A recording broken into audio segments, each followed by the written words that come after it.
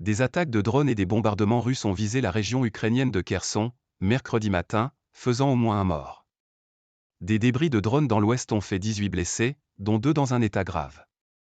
Un homme de 42 ans a été tué, mercredi 25 octobre, par une frappe aérienne russe, dans la région de Kherson, en Ukraine.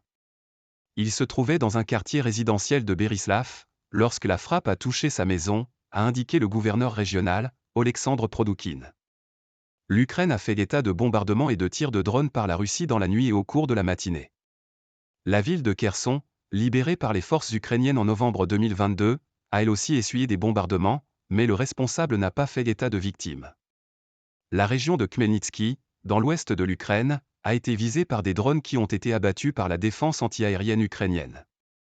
Des débris ont fait des dégâts et 18 blessés, dont 2 se trouvent dans un état grave, dans la ville de Slavuta, a précisé son maire, Vassil Sidor. Le ministre de l'Intérieur, Igor Klimenko, a précisé que 11 immeubles résidentiels, 9 maisons, 2 sites scolaires, un bâtiment administratif et des voitures ont été endommagés. Et dans la nuit, l'ennemi a touché la zone proche de la centrale nucléaire Khmelnytsky, a ensuite annoncé le ministère ukrainien de l'énergie, affirmant que les vitres de certains bâtiments administratifs et de laboratoires avaient explosé. Des lignes électriques ont aussi été endommagées, coupant le courant à plus de 1800 foyers, a ajouté le ministère. Kiev accuse Moscou de préparer une nouvelle campagne hivernale d'attaque contre les infrastructures essentielles du pays, une stratégie qui l'hiver dernier avait déjà privé des millions d'Ukrainiens d'eau, de chauffage et d'électricité. Nous nous préparons à des attaques terroristes contre notre infrastructure énergétique, et cette année nous allons non seulement nous défendre, mais répliquer, a proclamé le président ukrainien, Volodymyr Zelensky.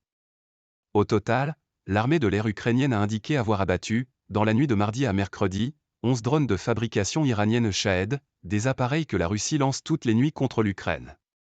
Le gouverneur de la région de Kharkiv, Nord-Est, Oleksyn Goubova, de son côté, fait état de bombardements nocturnes, qui n'ont pas fait de victimes, dans le district d'Izium.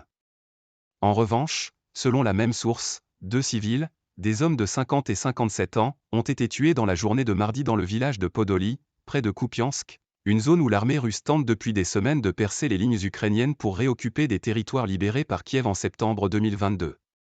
Par ailleurs, l'armée russe mène un assaut depuis le 10 octobre pour encercler la ville d'Avdiivka, dans l'est, grignotant un peu de terrain au prix de lourdes pertes. Selon le président Volodymyr Zelensky, les batailles autour de Kupiansk et d'Avdiivka sont dures, mais nos soldats tiennent. L'Ukraine a lancé, elle, en juin une vaste contre-offensive pour tenter de libérer les territoires occupés de l'Est et du Sud. Jusqu'ici les avancées ont été très réduites. La ligne de front, longue de plus de 1000 km, n'a guère bougé depuis près d'un an et la libération de la ville de Kherson en novembre 2022. Par ailleurs, les autorités russes ont ouvert une enquête pour acte terroriste après la mort d'un soldat russe à Berdiansk, ville occupée du sud de l'Ukraine. Une personne avait installé sous une voiture une bombe artisanale, qui a explosé lorsque le soldat a pris place dans le véhicule, selon le comité d'enquête russe.